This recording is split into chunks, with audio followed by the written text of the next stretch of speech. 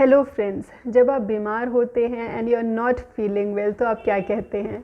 आई am सिक और I am इल। या फिर अगर बहुत सारे बच्चे बीमार हैं तब आप क्या कहेंगे? All the children are sick और all the children are ill. तो ये जो वर्ड्स फ्रेंड्स सिक है और इल बोथ आर सिनोनिम्स, दोनों का मतलब सेम है, दोनों का मतलब है कि बीमार होना, पर इन्हें हम हर सेंटेंस में इंटरचेंजेबली नहीं यूज़ कर सकते। इनमें थोड़ा सा डिफरेंस रहता है as far as context and usage is concern. तो आज के वीडियो में फ्रेंड्स हम इन्हीं दो वर्ड्स का यूसेज देखेंगे। चलिए आज की वीडियो स्टार्ट करते हैं। पहले देख लेते हैं वर्ड सिक।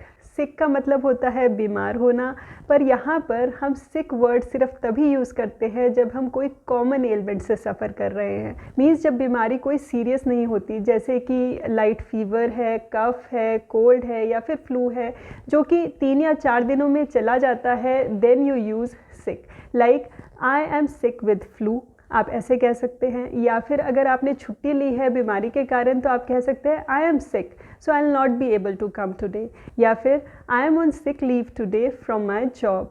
या आप अगर सिस्टर के कंसर्न में या किसी रिलेटिव के कंसर्न में कह सकते हैं तो कह सकते हैं my sister was sick yesterday.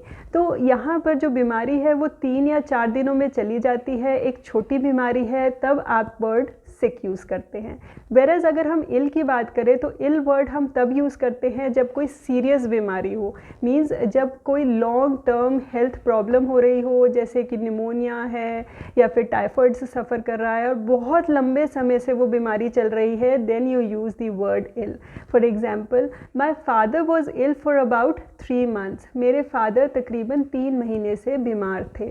तो यहाँ पर जो बीमारी है वो बहुत लंबी चली गई है, ये 3 या 4 दिनों में ठीक होने वाली बीमारी नहीं है, और जब हॉस्पिटलाइज करने की कंडीशन आ जाती है तब आप वर्ड इल यूज़ कर सकते हैं। हाउएवर अगर हम सिक वर्ड को देखें तो जो सिक वर्ड है वो एज एन एडजेक्टिव हम यूज़ करते हैं and it is used before noun. जैसे कि आप कह सकते हैं sick person, sick people, sick man, sick child, sick children, पर यहाँ पर आप इल वर्ड नहीं यूज़ कर सकते। जैसे अगर मैंने कहा कि the sick man died yesterday, तो मैन से पहले I can use the word sick but not ill. वैसे ही she is at home today looking after her sick baby, तो बेबी से पहले हमने वर्ड सिक लगाया। वैसे ही अगर हम इल की बात करें तो इल को भी हम नाउन से पहले यूज़ कर सकते हैं, पर यहाँ पर एडवर्ब लगा होना ज़रूरी है। For example, the word is meant for the terminally ill patients. तो यहाँ पर जो टर्मिनली वर्ड है दैट इज़ एडवर्ब, इल आपने नाउन से पहले यूज़ किया, दैट इज़ पेशेंट से पहले यूज़ किया।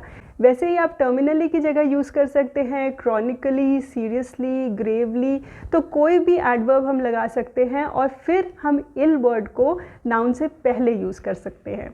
अब अगर हम सिक वर्ड की बात करें तो सिक का मतलब ब्रिटिश इंग्लिश में when you feel sick means that you want to vomit और you are feeling nauseous, means आपको उल्टी करने का मन कर रहा है। For example, travelling makes me sick, या फिर हम यहाँ कह सकते हैं travelling makes me feel sick. तो यहाँ पर जब मैं ट्रैवल करती हूँ तो मुझे उल्टी जैसा मन, मीन्स मेरा मन खराब हो जाता है। वैसे ही the foul smell made me feel sick, या फिर the foul smell made me sick. तो यहाँ पर इसका मीनिंग हुआ कि जो गंदी स्मेल है, फाउल स्मेल है, उसने मेरा मन ख़राब कर दिया और मुझे उल्टी जैसा मन कर रहा है।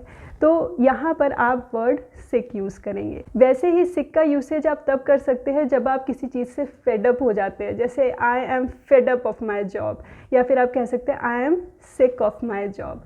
तो these are some more ways कि आप सिक यूज़ कर सकते हैं। और अगर हम इल की बात करें तो ill can be used as a compound word.